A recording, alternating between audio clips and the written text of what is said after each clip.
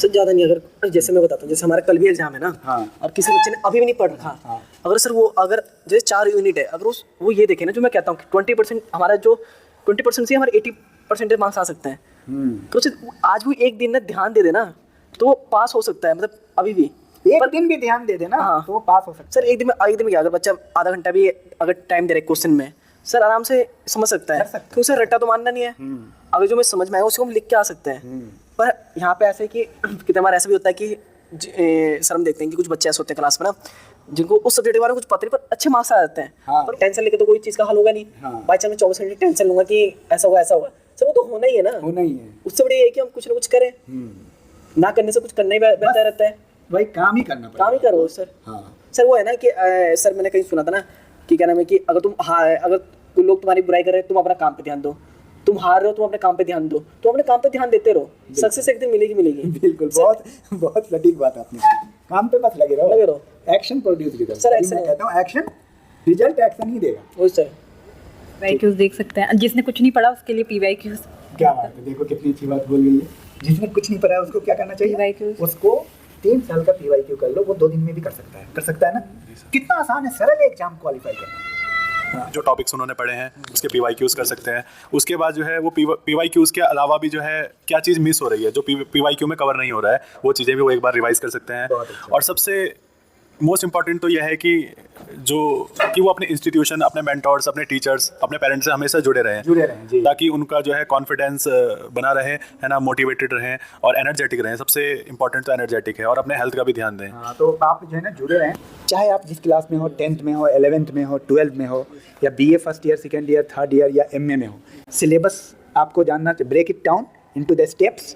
आप इसको तोड़ दो, सिलेबस को 5 हिस्से में बांटो, ठीक है, और रिवर्स इंजीनियरिंग एक एक करके उसको उस पर हथौड़ा चलाओ। एक साथ 5 पे नहीं चलाना है। एक सदे तो सब सदे, और सब सदे तो कोई ना सदे। आप सबका बहुत बहुत स्वागत है। और मैं आपको बताऊं, ये कॉपी है और कलम किधर है? कलम दीजिए, हैव यू पेन? और देखिए, स्टूडेंट का जो हथियार है ना वो कलम है, और स्टूडेंट का जो बैटल फील्ड है ना वो कॉपी है। और ये आपका ना हल है, इसमें जोतना होगा आपको, घबराना नहीं है। एग्ज़ाम का मौसम चल रहा है, हमारे साथ कुछ स्टूडेंट हैं जो अपने अपने क्षेत्र में बहुत अच्छे हैं। उनसे हम जानेंगे कि आखिर जो एग्ज़ाम में घबराहट है, बेचैनी है, परेशानी है, इन्होंने बहुत अच्छा प्रदर्शन किया है 10th में, 12th में, कुछ एक स्टूडेंट है 9th के हैं। तो हम थोड़ा सॉल्यूशन भी जानेंगे, प्रॉब्लम भी जानेंगे कि स्टूडेंट जो एग्ज़ाम के समय में जो उनको दर्द है, उनको पेन है, उनकी जो परेशानी रहती है, उससे रिलेटेड हम बात करने वाले हैं कि आखिर उस पेन को कैसे।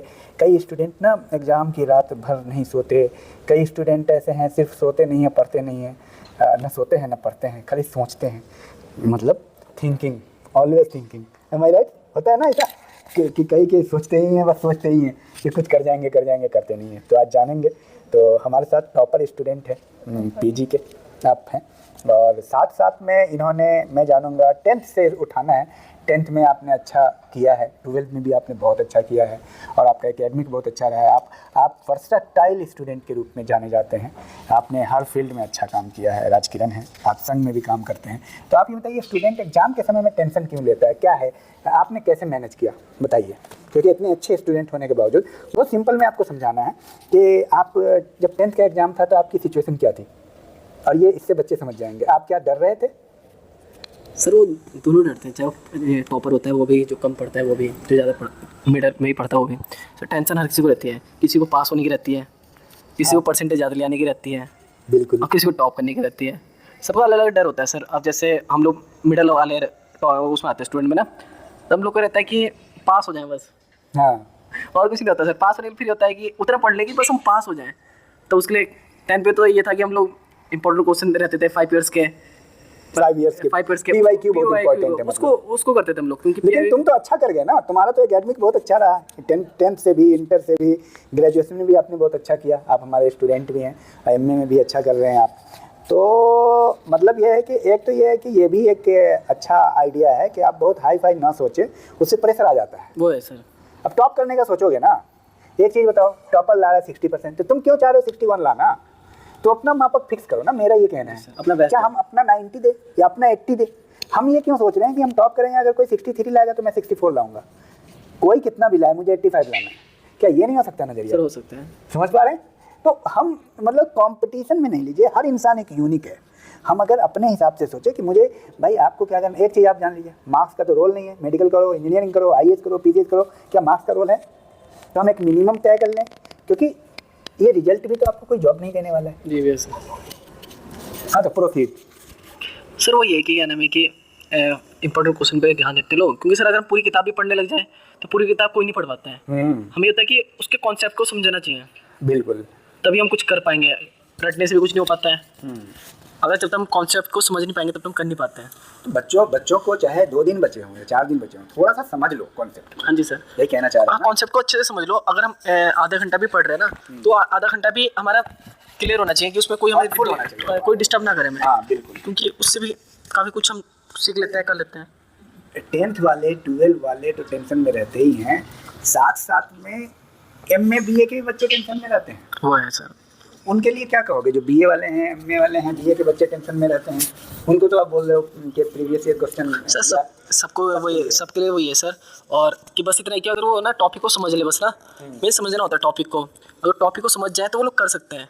पर बच्चे, कितने बच्चों को ये नहीं पता होता कि क्वेश्चन किस टाइप के आते हैं, तो उसके लिए क्या रहेगा कि PYQ देखेंगे। पहले PYQ देख लें तो उससे कॉन्सेप्ट क्लियर हो जाएगा कि क्वेश्चन किस टाइप के आते हैं और क्या क्या पूछे जाते हैं। कितने बार क्या होता है कि बच्चों को आंसर पता रहता है पर ना क्वेश्चन थोड़ा घुमा के आ जाता है। क्या बात है, बहुत बेहतरीन बात बोला है। अच्छा, बच्चे टेंशन क्यों लेते हैं? सर टेंशन तो कहा तो मैंने, सबको रहता है सर। टॉपर को होता है कि हम हमारे मार्क्स कम ना जाए, जो ऐसा होता है कि फेल ना हो जाए। तुम्हें टेंशन लेते थे? सर टेंशन नहीं लेता हूँ कभी।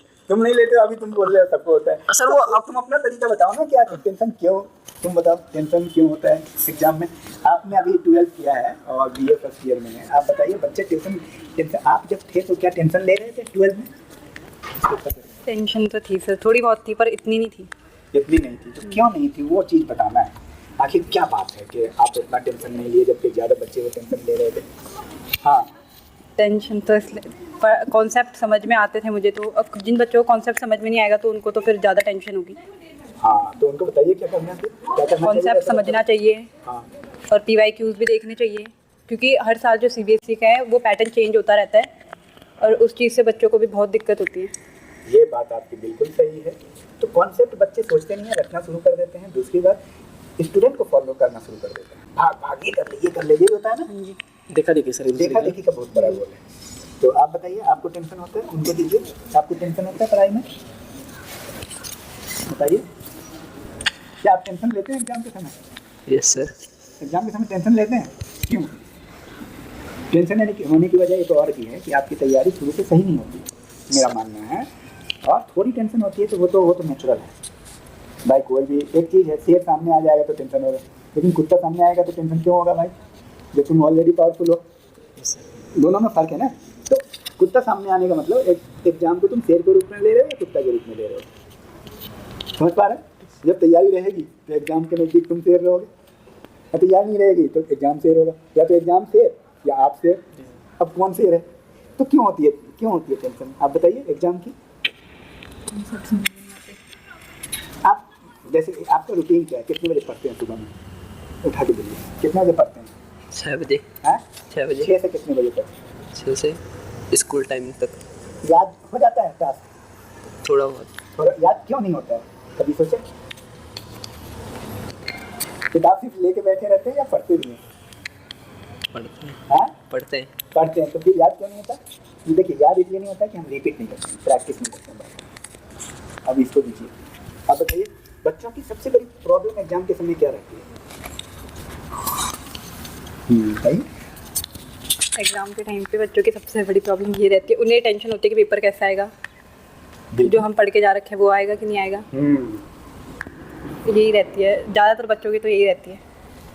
लाइए, अच्छा ये बताइए, अगर सिलेबस पूरा पढ़ के जाएगा तो फिर तो वही उसी में से आएगा, सिलेबस से तो बाहर आता नहीं है। तो मतलब एक एग्ज़ाम को क्रैक करने का, ये एकेडमिक एग्ज़ाम को ख़ास तौर से BA MA 10th 12 को क्रैक करने का क्या क्या तरीका है, आप बताइए। स्मार्ट तरीका होना चाहिए ना, क्योंकि सर पूरा तो हम वैसे भी नहीं कर सकते। सिलेबस अगर पूरा करेंगे तो कुछ ना कुछ भूल जाता है इंसान। मतलब एक बार कॉन्सेप्ट समझना चाहिए। और जैसे सर कहते हैं कि सर जैसे 20% इफेक्ट हमारा 80% रिजल्ट देता है हमारा। क्या बात है, बहुत बेहतरीन बात। वही 20% हमें समझ नहीं, वो 20% से क्वेश्चन कहाँ से आ रहे हैं। क्योंकि सर जितने भी टॉपर रहे हैं या फिर कुछ भी रहता है तो वो चीज़ ना उस चीज़ को पकड़ लेते हैं, कॉन्सेप्ट को, कौन सबसे ज़्यादा पूछा जाता है उसको क्लियर करता है, क्योंकि सर पूरा सिलेबस तो हमेशा कभी आएगा नहीं। आप 80% उस पे जो बार बार एग्जाम में आ रहे हैं, हाँ। उस पे ही आप 80% टाइम दे देंगे तो आप 80% अचीव कर सकते हैं। जी सर। हाँ, 80-20 रेशियो है। Yes, sir. 20% सिलेबस को आप एलिमिनेट कीजिए और 80% जो आमतौर पे रिपीटेबल है उस पे फोकस कीजिए। ये कहना है आपका। जी सर, वही कि हाँ। 20% आवर इफेक्ट गिव्स 80% रिजल्ट। और हेल्थ वगैरह का भी इशू रहता है, रात में सोते नहीं, नींद नहीं आती, क्यों बच्चों को? सर अब क्या बताऊँ सर, अब तो ये है कि सब बच्चे सोशल मीडिया भी चला रहे हैं, सब चीज़ का अलग अलग इशू है सर। वो ये होता है ना, बच्चे ना टेंशन, हम लोग जैसे हम लोग हो चुके हैं, तो पहले होता था बच्चे खेलने भी जाते थे, मॉर्निंग वॉक भी जा रहे हैं, पर अब काफ़ी कम हो चुका है, अब बच्चे नहीं जाते हैं। तो जाना चाहिए, जाना चाहिए। तो यही बताना है आपको। आप बताइए कि एग्जाम के समय रात में नींद आती है? बताइए। हाँ। आ जाती है सर। रात में नींद आती है एग्जाम के समय? हाँ जी। तो मतलब बहुत सारे बच्चों को नींद नहीं आती, रात में सोते नहीं है, तो उसकी वजह क्या होती है? उन्हें पेपर की टेंशन होती रहती है। पेपर की टेंशन क्यों होती है, वही तो समझना है कि एक को बाकी को आती है नहीं और कुछ को नहीं आती है, समझिए। तो आपके इर्द गिर्द कुछ बच्चे होंगे, बताते होंगे रात भर नहीं सोया यार, बोलते हैं ना कई। जी, वो तो टॉपर होते हैं टॉपर को नींद नहीं आती क्योंकि उनको ये रहता है कि हमें सब पढ़ना है और सब करके रिवीजन करने के लिए होता है उनका कि रिवीजन करें बार बार। टॉपर को नींद नहीं आती मतलब? नहीं, बाकी को आ जाती है। टॉपर तो टॉपर इसलिए कि सब चीज़ मैनेज कर लें। अच्छा, बाकी को आ खाना पीना भी छूट जाता है टाइम से? खाते हैं कि नहीं? टाइम से तो खा लेते होंगे सर। खा ही लेते हो। सर, ये भी देख- खाते थे। जी। हाँ सर ये भी देखते हैं हम लोग कि काफ़ी स्टूडेंट ऐसे होते हैं जो ज़्यादा टाइम नहीं देते पढ़ने के लिए। एक तो वो स्टूडेंट जो काफ़ी देर तक पढ़ रहे हैं वो फिर भी उतने परसेंटेज गेन नहीं करते हैं, पर कुछ स्टूडेंट ऐसे होते हैं जो कम ही टाइम पढ़ते हैं पर अच्छे परसेंटेज गोल कर लेते हैं। सर वही कि वो सिर्फ 20% पे ध्यान दे रहे हैं। क्या बात है, ये बात आपने कही तो मैं अपनी कहानी बता जी, दूं। सर। मैं उनमें से हूँ जो कम पढ़ के हाईली फोकस्ड होकर के मैनेजमेंट को स्ट्रॉन्ग करके मैंने काम किया है। तो हमारा ये मानना है कि हार्ड लेबर के बजाय स्मार्ट लेबर कीजिए। स्मार्ट लेबर आएगी। स्मार्ट लेबर तो सभी बोलते हैं, इसका मतलब क्या है? इसका मतलब है कि आपकी स्ट्रेटजी बहुत ही हाईली फोकस्ड होनी चाहिए। आपका स्ट्रेटजी रिजल्ट ओरिएंटेड होनी चाहिए, ना कि बिजी ओरिएंटेड होना चाहिए, इफेक्टिव होनी चाहिए। समझ पा रहे हैं कि रिजल्ट आए आप जो कर रहे हैं, और वो विज़न आप जब एग्जाम के दौरान तैयारी करेंगे तो आपको खुद ही समझ में आ जाएगा कि ये जो आप करने जा रहे हैं 80-20 रूल के तहत, जैसे आप 20% सिलेबस पे 80% टाइम लगा दो तो भी आपका कवर नहीं होगा, लेकिन 80% सिलेबस में 20% टाइम लगा के नंबर अच्छा अचीव कर सकते हो। तो ये विज़न आपका क्रिएट होना चाहिए। तो टेंशन को आखिर कैसे दूर किया जा सकता है एग्जाम के समय? टेंशन आप बताओ कैसे दूर किया जा सकता है? पकड़ो, आ जाओ, बताओ टेंशन को आप ये बताओ दूर कैसे करेंगे? धन्यवाद। कुछ तो होगा, तुम्हारी दोस्त सर तुमसे पूछ रही है। सर टेंशन को हम बताऊँ कैसे कम करेंगे। जैसे पहले कोई आइए उससे अच्छा चलो हाँ तुम सर बताता हूँ ना, टेंशन को कैसे कम करेंगे। जैसे हमें कोई चीज़ ना अच्छी लगती है, जैसे किसी को पहाड़ थोड़ी देर के लिए कहीं बैठना अच्छा लग जाता है अकेले में, किसी को म्यूजिक सुनना अच्छा लगता है, कोई फेवरेट चीज़ या कोई कुछ खा लेता है, उससे थोड़ी टेंशन कम हो जाती है। आप क्या बात है। अब जैसे हम लोग तो पहाड़ के पास रहते हैं, Very good. हम तो चिल्लाते हैं थोड़ा पहाड़ के पास बैठने के लिए, ठंडी हवा के लिए, उसमें सुकून मिल जाता है, थोड़ा टेंशन फ्री हो जाता है इंसान। थोड़ा सा ना अपने आप को इंगेज करो जी सर। दोस्तों में, ज़्यादा नहीं, मतलब खून से नहीं, ऐसे परिवार में। अब सबसे बड़ी चीज़ है ना, परिवार से आइसोलेशन हो गया है। लोग परिवार से बात नहीं कर रहे हैं, रात दिन दोस्तों से बात कर रहे हैं। अरे कैसा चल रहा है तैयारी, तेरा कैसा चल रहा है, मेरा तो ऐसा चल रहा है, मैं क्या करूं, बस मतलब थिंकिंग एंड ओवर थिंकिंग। तो कहने का मतलब ये है कि बहुत अच्छी बात आपने बताई है, परिवार से भी बात करो, दोस्तों से बात करो, रेदर देन कि मतलब इंस्टेड ऑफ मोबाइल, ठीक है, आप नेबर से बात करो थोड़ा उस लिमिटेशन में कि आपका टाइम यूटिलाइज हो, टाइम बर्बाद ना करो, उस टाइम को एक टॉनिक के रूप में आप इस्तेमाल करो इंटरेक्शन के लिए। तो आप ये बताओ, एग्जाम का समय चल रहा है, बहुत बच्चे परेशान रहते हैं, एग्जाम फोबिया बहुत ज़्यादा है हमारे मतलब इसमें। एक तो वजह क्या है इतना, क्योंकि हमने देखा है तुम साइंस के भी टॉपर रहे हो और बहुत अच्छा कर रहे हो सोशियोलॉजी में भी, तो एग्ज़ाम फोबिया बहुत सारे स्टूडेंट में देखते हैं और बहुत सारे स्टूडेंट बहुत कूल होते हैं। Even you are getting very good marks, अच्छा मार्क्स भी ला रहे हो तुम सब, बहुत अच्छा कर रहे हो। तो जैसे तुम्हारे चेहरे पे मैं नहीं देखता हूँ कि सिकन है और परेशान है, और आराम से तुम सब चीज़ करते जा रहे हो। जो अच्छे स्टूडेंट होते हैं ना, वो सब चीज़ वो फाइटर की तरह करते जाते हैं। जी सर। और जो ऐसे ही है ना, वो कुछ भी नहीं कर रहे हैं, कुछ कर भी नहीं रहे हैं और परेशान भी है। तो ऐसा क्या राज है, एक बताओ, टेंशन क्यों लेते हैं बच्चे एग्जाम के समय? सर इसका तो मैं एक ही कारण बताना चाहूँगा कि बहुत सारे स्टूडेंट्स ऐसे हैं कि जो सर आपने अपने क्वेश्चन में ही आपने आंसर भी दे दिया है कि जो कुछ करते नहीं हैं और परेशान रहते हैं। बिल्कुल। तो मुझे तो ऐसा लगता है कि अगर जो वो 11th आवर में भी अगर जो तैयारी कर रहे हैं तो वो अपना बैलेंस्ड वे में और अपना जो सिलेबस है और जो अपना टाइम मैनेजमेंट है उसको अगर जो सही ढंग से करेंगे तो वो बेहतर कर सकते हैं एग्ज़ाम में। और एक और चीज़ भी मैं इसमें ऐड ऑन करना चाहूँगा कि सबसे जो मेन चीज़ है वो आज के समय में कोई अपने टीचर और मेंटोर से इंटरेक्ट ही नहीं हो रहा है। क्या बात है, तुमने बहुत दिल की बात जी की। सर। बहुत अच्छी बात है। हम भी देख रहे हैं सर कि पूरे सेमेस्टर में स्टूडेंट्स यहाँ पर डिपार्टमेंट में तब आ रहे हैं कि जब असाइनमेंट जमा करने की डेट जो है, डेडलाइन जो है टीचर्स के द्वारा व्हाट्सएप के ग्रुप में डाल दी गई है, या फिर जो है एग्जाम्स का नोटिस आ गया है। इवन ऐसे स्टूडेंट्स भी हैं कि बहुत बार रिपीट करने के बाद, बहुत बार नई नई डेडलाइंस जो उनको दी जा रही है, उसके बाद भी वो अपना असाइनमेंट नहीं जमा कर रहे हैं, है ना। टाइम से नहीं आते। और टाइम से नहीं आते हैं। बात ये नहीं है, बीए के बच्चों की भी बात है, वो आते हैं कॉलेज, जी सर। जहाँ इंटरेक्शन करना चाहिए टीचर से, टीचर के पास नहीं जाते हैं। तो एक चीज़ यहाँ पे मैं कोट करना चाहता हूँ बीच में आपको रोक के, कि एक चीज़ हमने देखा है, जो स्टूडेंट टीचर से एसोसिएटेड होते हैं टिल द एंड का मतलब सक्सेस, वो जीवन में कुछ कर पाते हैं, वो एसोसिएटेड ही रहते हैं। और जो भागे रहते हैं वो सोचते हैं जल्दी कुछ कर जाएंगे, वो कुछ नहीं कर पाते हैं। हमने अब तक का ये डेटा है। जी सर। जो भी टॉपर्स हैं वो हमेशा टीचर से एसोसिएटेड हैं। ये एक बहुत बड़ा मतलब डेटा है हमारे पास। जी सर। तो और आखिर इस टेंशन को दूर करने का भी उपाय आपने बहुत अच्छा बताया। प्रोसीड। तो सर और एक और चीज़ ये भी है कि कॉन्वर्जेशन, जैसे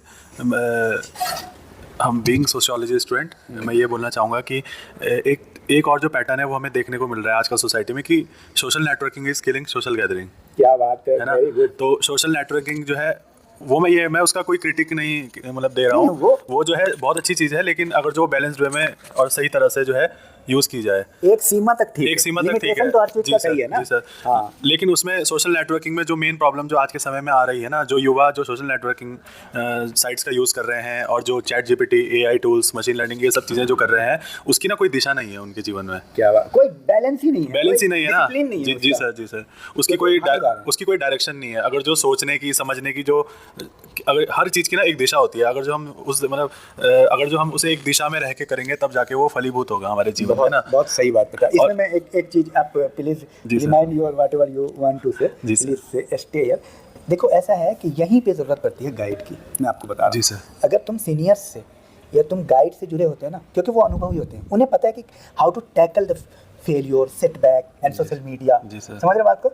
तो वो जो है ना बैलेंस करना आपको सिखाएंगे कि किस प्रकार आप, इसीलिए आपको अटैच होना चाहिए। हम लोग क्या करते हैं ना, सुबह उठ करके सोचते हैं पढ़ाई करेंगे, आज भी चला गया, एक बार उठाया, एक इंस्टाग्राम की एक रील देखने के लिए पता नहीं 200-400 रील देख लिया, होता है ना ऐसा। जी सर। तो ये चूंकि जाहिर सी बात है मैजिक चल रहा है पूरे सोशल मीडिया में, और उस मैजिक का ही रोल है। तो जस्ट प्रोसीड।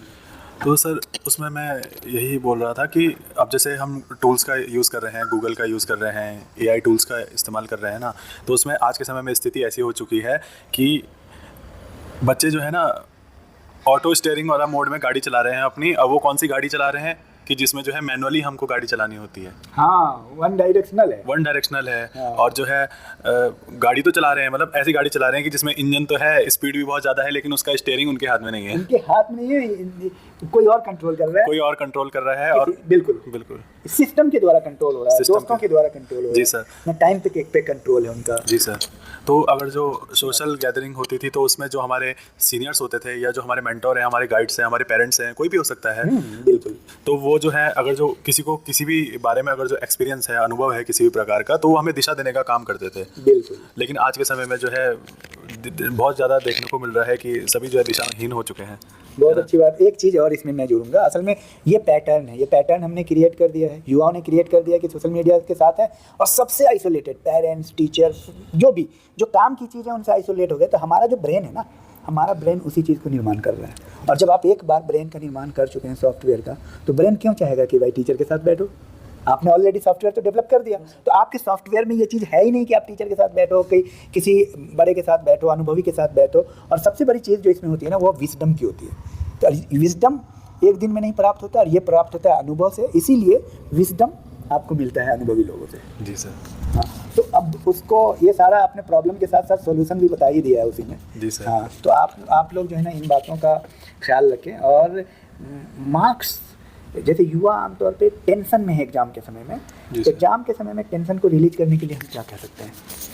एग्जाम के टाइम पे टेंशन को रिलीज करने के लिए जैसे कुछ लोग सोना, खाना, पीना सब छोड़ जाते हैं, मतलब वो अलग ही दुनिया में है। कुछ ऐसे हैं जो मतलब सोचते तो हैं, टेंशन लेते हैं, लेकिन पढ़ते नहीं हैं। जी सर। तो सर मुझे तो मैं तो इस बारे में ये सोचता हूँ कि उन्हें एक बार अपने इनर सेल्फ से भी यही क्वेश्चन पूछना चाहिए कि वो क्यों टेंस्ड हो रहे हैं, है ना। क्योंकि अभी हमने इस सेमेस्टर में क्लासिकल सोशियोलॉजिकल थिंकर्स पढ़ा है ना, तो उसमें परेटो भी कहते हैं कि मोस्ट ऑफ द जो एक्शंस हैं ह्यूमंस के, वो 90% एक्शंस जो है वो नॉन लॉजिकल है। तो Residues है। जी सर, तो मुझे ऐसा लगता है कि एक हो गया इमोशनल सेल्फ हो गया और एक हो गया हमारा लॉजिक सेल्फ जो रेशनल थिंकिंग करता है। तो दोनों के बीच में उनको बैलेंस बना के रखना पड़ेगा। अगर जो एक तरफ बायस्ड होंगे ना, तो टेंस्ड भी होना पड़ेगा, प्रेशर भी झेलना पड़ेगा, एंजाइटी भी होगी, और इवन जो है बच्चे जो है लंबे समय तक इन्हीं उसमें इसी ट्रैप में रहेंगे तो इवन डिप्रेशन में भी जा सकते हैं आज के बहुत समय में। अच्छा आपने पैरेटो की बात की, तो मैं एक बात कह रहा हूँ, अब बच्चे यहाँ पे लॉजिकल भी गलत होते हैं ना। बच्चे लॉजिक तो देते हैं, उनके हर व्यक्ति अपने हिसाब से लॉजिक फिट कर लेता है, लेकिन वो लॉजिक भी नॉन लॉजिकल होता है। क्यों? जैसे बोल दिया कि भाई बच्चे आ रहे हैं पढ़ने, और पढ़ाई के लिए तो सभी को पेरेंट्स ने दिया टाइम, दिया कि नहीं? 10th वाले, इंटर वाले, 12 वाले, BA वाले, MA वाले, नेट सारे, लेकिन वो बच्चे एक्सक्यूज़ देते हैं और बताते हैं कि घर में ये बताएंगे कि मैं कॉलेज जा रहा हूँ या जा रही हूँ, कॉलेज में पढ़ाई नहीं करेंगे, तो एक तरफ बताएंगे कि पढ़ाई करने आ रहा हूँ। जी सर। और अपने तो इनर सेल्फ ही आपको जवाब दे देगा कि आप क्या कर रहे हो, ये सही है या गलत। जैसे क्या होता है ना कि अगर मम्मी पापा ने पूछा कि भाई तुम क्लास गए थे, कॉलेज गए थे, तो उसके दोस्त बोल देंगे, दोस्त से पूछवा देंगे कि हाँ गए थे, इनसे पूछो, या उनसे बात करा देंगे। जी सर। लेकिन एक्चुअली मकसद जो होता है ना, गोल हमारा है नहीं, जी सर। जो प्रायोरिटी है। तो गोल जब तक नहीं होगा, फोकस नहीं आएगी, और फोकस नहीं होगा तो डेविएशन होगा, टेंशन होगा। तो अगर मैं ये बोलता हूँ, अगर जैसे तुमने कहा 2-3 दिन भी है, अगर आपके पास कम से कम भी टाइम है ना, तो थोड़ा सुकून होकर के आप मतलब कुछ सिलेबस प्रीवियस ईयर क्वेश्चन के अकॉर्डिंग कूल होकर के तैयारी कर सकते हो। मतलब घबराने की जरूरत नहीं है। घबराहट में बच्चे क्या क्या करते हैं पता है आपको? बताइए तो। सर सबसे मुख्य कारण तो यह है कि 11th आवर में वो तैयारी कर रहे हैं ना अपने एग्ज़ाम में, तो जो ये पैनिक होने वाली सिचुएशन है ना, इसी के कारण वो लास्ट मोमेंट में भी अपनी प्रिपरेशन नहीं कर पाते। क्या बात है, जो कि उनको करनी चाहिए थी ना। एक तो ये कारण भी है। दूसरा कारण ये है कि मैं ये नहीं मानता कि उनके साथ ऐसा होना लिखा था इसलिए ऐसा हो रहा है। मुझे ऐसा लगता है कि जो परिस्थिति उनके जीवन में आ रही है ना, उस परिस्थिति के कारण भी वो स्वयं ही है। बिल्कुल बिल्कुल। अब सर जिस प्रकार से उनका पूरा आचरण रहेगा पूरे सेमेस्टर में, तो लास्ट मोमेंट में तो पैनिक होने वाली सिचुएशन होगी, है ना। और जो धीरे धीरे कंसिस्टेंट है, चाहे वो कम टाइम दे रहा है लेकिन बैलेंस्ड वे में हर चीज़ें कर रहा है, तो वो लास्ट मोमेंट में पैनिक भी नहीं होगा। बिल्कुल आप सही कह रहे हैं। तो सबसे इम्पोर्टेंट चीज़ क्या है कि जो भी कम टाइम है ना, उसमें आप पढ़ाई कीजिए। एक चीज़ मैं हमेशा बोलता हूँ, action produce result. Instead of planning and thinking and calling to your friend, अरे यार ये बता दो, मैं तो अभी तक कुछ नहीं पढ़ा, क्या होगा, ये होता है। ये नहीं करना है, जस्ट टेक एक्शन। जी सर। एक्शन लोगे स्ट्रेस रिलीज होगा। एक्शन लोगे, सीधा सा थ्योरी है, एक्शन लो, किसी से कोई फोन कॉल नहीं, किसी से कोई बात नहीं, क्या करना है? नो प्लानिंग तो तुम साल भर किए हो। जी सर। एक क्वेश्चन याद करो, क्या करना है उस समय, सिर्फ एक क्वेश्चन, और एक थ्योरी है, 2 मिनट थ्योरी जो मैं बताता हूँ, उस पर ध्यान रखिए। पढ़ने का मन बिल्कुल ना करे, एग्जाम आवर है, 2 मिनट के लिए पढ़ो। सिर्फ कितने मिनट के लिए? 2 मिनट के लिए तो कोई भी पढ़ सकता है। जी सर। क्योंकि देखिए सारा काम आपके साइकोलॉजी से हो रहा है, आपके ब्रेन से हो रहा है, जो कंडीशनड है, कंडीशन आपके इन्वायरमेंट के द्वारा। ब्रेन को बोलो 2 मिनट पढ़ना है, 2 मिनट पढ़ो, किताब बंद कर दो। सिर्फ 2 मिनट पढ़ो, इंपॉर्टेंट क्वेश्चन, किताब बंद कर दो। किसी से बात नहीं करना है इसके दौरान, ना दोस्त से बात करना है, सबसे दूर रहना है। मन नहीं कर रहा पढ़ने का, 2 मिनट कभी भी मन करेगा कि नहीं? 2 मिनट तो कोई भी पैनल पढ़ लेगा। 2 मिनट पढ़िए, अब मन नहीं कर रहा, 2 मिनट के बाद किताब बंद कीजिए, फिर पानी पीजिए, उठिए, बैठिए, घर में ही रहिए, कॉल नहीं, किसी से बातचीत नहीं, फिर बोलिए 2 मिनट और, फिर बोलिए 2 मिनट और। ऐसे ही आप रिपीट कीजिए हर आधे घंटे पे। देखिए ये इतने फास्ट हो जाइएगा ना, एक दिन आप करके देखिए इस रिसर्च को, आपको 10 घंटा से पहले अगले दिन कोई उठा नहीं पाएगा, वो पोटेंसी आपके अंदर आ जाएगी। लेकिन तुम हर मिनट पे तुमको एक निगेटिव मैग्नेट खींच रहा है, मोबाइल, व्हाट्सएप, फेसबुक, इंस्टाग्राम, हर मिनट पे तुम देख रहे हो, चेक कर रहे हो, तो तुम डिस्ट्रैक्ट हो रहे हो। वो 2 मिनट वहाँ देना है, हर 15 मिनट पे 2 मिनट आप किताब पे लगाइए। तो मैं मानता हूँ कि इससे अगर आपका 3 दिन भी बचा है एग्जाम में, तो आप जो है ना रिकवर कर जाओगे। बजाय टेंशन लेके बैठने के, रात भर थॉट प्रोसेस चलने के, ओवर थिंकिंग करने के, टेंशन लेना, खाना नहीं खाना, और रात भर में क्या कर दोगे? Just do, take action produce result. बहुत लोग विद्यार्थी अच्छे भी हैं, वो क्या करते हैं ना, प्लानिंग बनाते हैं, उनकी बस स्ट्रेटजी बनती है, ये कर लूँगा तो वो कर लूँगा। कुछ बिजनेसमैन ऐसे हैं जो कागज़ पे हैं, दुकान खोलेंगे, दुकान चलने लगेगी, हर दिन 2000 आएगा, अगले साल से 5000, 1.5 लाख महीना, फिर अगले महीने से ये कर लूँगा, फिर 1 करोड़ आने लगेगा, फिर 2 करोड़, और बाद में जाके 12,000 की नौकरी करते हैं। क्यों? क्योंकि प्लानिंग तभी सफल होती है जब आप एक्शन लेते हो। ठीक, तो ये था। और तुम बताओ ये कि प्रॉब्लम से एग्जाम के दौरान जो टेंशन है, पढ़ाई नहीं हो रही है, उससे कैसे बाहर आए, उसको कंक्लूड करना है। सर ज़्यादा नहीं, अगर जैसे मैं बताता हूँ, जैसे हमारा कल भी एग्जाम है ना, हाँ। और किसी बच्चे ने अभी भी नहीं पढ़ रखा, हाँ। अगर सर वो अगर जैसे 4 यूनिट है, अगर वो ये देखे ना, जो मैं कहता हूँ कि 20% हमारा जो 20% से हमारे 80% मार्क्स आ सकते हैं, तो उसे आज भी एक दिन ना ध्यान दे देना तो वो पास हो सकता है, मतलब अभी भी एक दिन भी ध्यान दे देना, हाँ। तो वो पास हो सकता है। सर एक दिन में क्या, अगर बच्चा आधा घंटा भी अगर टाइम दे रहे क्वेश्चन में, सर आराम से समझ सकता है, क्योंकि सर रट्टा तो मानना नहीं है। अगर जो मैं समझ में आएगा उसको हम लिख के आ सकते हैं। पर यहाँ पे ऐसे कि कितने बार ऐसा भी होता है कि सर हम देखते हैं कि कुछ बच्चे ऐसे होते हैं क्लास में ना, जिनको उस सब्जेक्ट के बारे में कुछ पता नहीं, पर अच्छे मार्क्स आ जाते हैं। हाँ। पर वो खुश हो जाते हैं कि हमारे ना अच्छे मार्क्स आ गए। तो ये बच्चे वही हैं सर जो डिग्री लेके घूमते हैं और कि हमें जॉब नहीं मिल रही है। बिल्कुल, बहुत बेहतरीन। पर ये कि सर हमने कॉन्सेप्ट समझना चाहिए। बच्चा अगर आप आधा घंटा भी पढ़ रहे हो, कॉन्सेप्ट को समझो। और सर टेंशन लेने की तो बात है नहीं, टेंशन सर हर कोई लेता है, चाहे टॉपर हो चाहे जिससे सिर्फ पास होना होगा। तो सर टेंशन लेके तो कोई चीज़ का हल होगा नहीं। हाँ। बाई चांस मैं 24 घंटे टेंशन लूंगा कि ऐसा होगा सर, वो तो होना ही है ना। होना ही है। उससे बड़ी ये है कि हम कुछ ना कुछ करें, ना करने से कुछ करना ही बेहतर रहता है। भाई काम ही करना पड़ेगा। काम ही करो सर। हाँ। सर वो है ना कि सर मैंने कहीं सुना था ना कि क्या नाम है कि अगर तुम अगर कोई लोग तुम्हारी बुराई कर रहे हैं, तुम अपना काम पे ध्यान दो। तुम हार रहे हो, तुम अपने काम पे ध्यान दो। तुम अपने काम पे ध्यान देते रहो, सक्सेस एक दिन मिलेगी। बिल्कुल, बहुत सटीक बात आपने की। काम पे बस लगे रहो। एक्शन प्रोड्यूस की तरफ। सर, एक्शन मैं कहता हूँ एक्शन, रिजल्ट एक्शन ही देगा। वही सर। ठीक है, बहुत बेहतरीन। तुम बताओ, तुम भी बता दो क्या करना चाहिए बच्चों को। फायदा है भी। 2-3 दिन बचा है, एक दिन बचा है। टेंशन लेने का तो कोई फायदा नहीं है। हाँ।